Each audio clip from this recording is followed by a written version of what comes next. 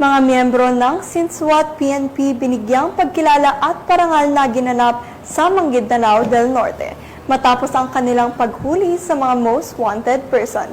Ang buong report ay mula kay Patrolwoman Judy Ann Alibo.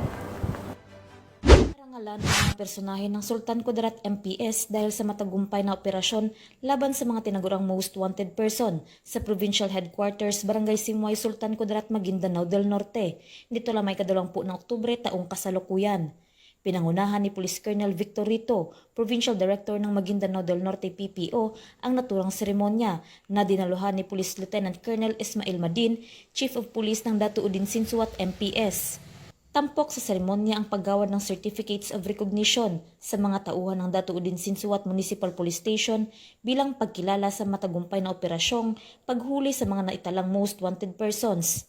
Kabilang sa mga naresto ang Municipal Level Top 1, Provincial Level Top 4 at Regional Level Top 6 most wanted persons, pagkakasamsam ng mga iligal na baril at iligal na shabu.